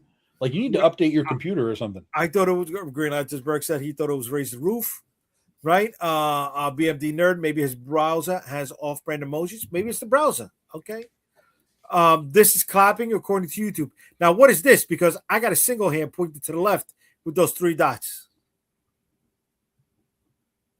Single hand? No, that's 2 hands. It's like this. There's like 2 hands, and then there's the blue dots. Together, and then there's still the blue dots. Yeah. No, I got no blue dots. But there's like 1 in front and 1 behind. Yeah. What color does he think Vicky is? Bro, she's alabaster white. She's dead white. Dead white. I don't have my camera. I'd take a picture of ours so you could see what we're getting. He's still running Windows XP. No. Windows 2000. Windows 2000, Daphne. The fuck is that? I know. Here you go. It is. William, that's correct. It looks like old AOL stuff. It does look like that. Yes. BMD nerd says, yo, right? Is your computer from the 90s only compatible with older emojis? No, man. This is a 3-year-old laptop, bro. Right? And William says it's an AOL emoji. No, it's not. That looks like AOL 12. Oh my God, you guys. Oh yeah, wow. Yeah. That's wild. What are you doing over there? You know, you know what? How about this? More people spend money on the book. I use the proceeds to buy a new laptop so I can get different emojis. Get caught up with the technology. How about that? I need the different merch. You got to start a GoFundMe so Jay can get real emojis. Oh yeah, you guys. Jay Rosario is struggling with antiquated emojis. Please help him. Yes. Okay. Here we go. You guys hurting me. You guys are hurting me here. JD is stuck in the He-Man age. No, he got the accessibility feature turned on. Oh, I gotta look, see what that is, baby. I'm late, but I see I won. 19 is me. That's my alias. Was after the cards. Oh, but really want the action figures. When's that coming? Hopefully we launching that within the next 2 to 3 months, brother. All right. We're waiting to get the new answer from this last week tariffs were in flux again. So I'm waiting to get the new price point before I go live with it. So look at that, man. Way to be, Mr. Arroyo. Thanks for coming back, brother. I appreciate that. I'm glad you won something. All right. So you see, physical backer. And a legitimate physical backer that is not part of whatever the inner cabal. That's a bot account. That's just a bot account. Not a bot account. Just a bot account. Not a bot account. But it is time for this account to say buenos nachos and good night and good evening. And is it snowing on you?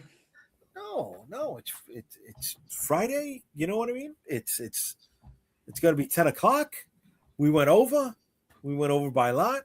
I gave away 3 prizes. Well, 15 minutes of that was just figuring out what your emoji was. Well, we got down to the nitty-gritty. Apparently, one of my browsers is I don't know, compromised. But yeah, guys, that's it for tonight. Unless you guys got something else you want to chime in with. Probably nobody watching is going to know, but I'll be in Grand Rapids tomorrow for the Comic Signal 10-year anniversary. So I'll be out there hanging out, and there's an exclusive Critter comic. If you guys want the exclusive, I can get you one. They only made 100 of them, but if anybody wants one, just shoot me a message and we can arrange to get you one. Way to go. That's cool, brother. That's cool. Here we go. Mr. Arroyo, awesome news. I'm here to support you. Way to be. Thank you, brother. Paid Kickstarter actor. Yes. Good night, guys. What color is this emoji, Jay? That's yellow with racist teeth on. Emojis for little kids. You spend an hour and 40 minutes talking about He-Man. No, only the first 40 minutes. Take the hour away, Daph. Take the hour away. All right. And what JD doesn't get a Kickstarter bump, it's all right. It happens, brother. It happens. Don't worry about it. You know, we're in that zone right now. It'll start going up. Okay, we'll start going up here. We're really close to unlocking again that backer goal, which is a sticker for all physical backers. So hopefully we can get to that by the time I wake up. All right, Calderon, where can they get you, brother? All right. So now that I got a moment. So don't forget, go check out Dream Rivers currently on Kickstarter. Ooh, I didn't put it up. The Oswald Chronicles currently on Kickstarter. And we just put up the sign-up page for Rod Espinosa's Adventure Finders. So you can go check that out. Put that in the link. Give me that. Put that in front of it. Okay, we're about to go. No, I'm actually really tired. We need to go. Oh, okay.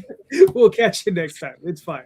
But the links are in the show notes because I put them there. So click on those links. Way to be.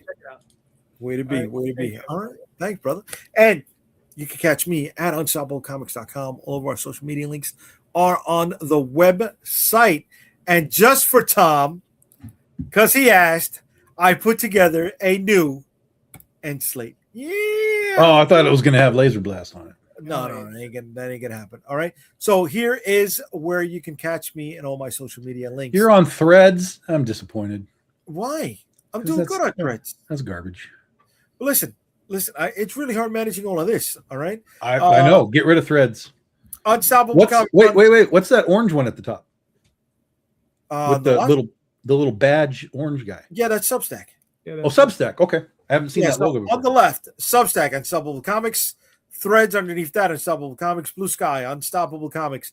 TikTok, Unstoppable Comics. Instagram, Unstoppable Comics and Jay the Unstoppable. Facebook, Unstoppable Comics. Twitter, unstoppable.com. I got to take the JD Rosario out of there. And on YouTube, Comic Book Streamland and Jay the Unstoppable. That's where if Vicky Styx reaches $5,000, Jay is going to do the dance on TikTok. What dance? Whatever dance you're told to do, sir. I'll do a dance. Let's get to 5K, baby.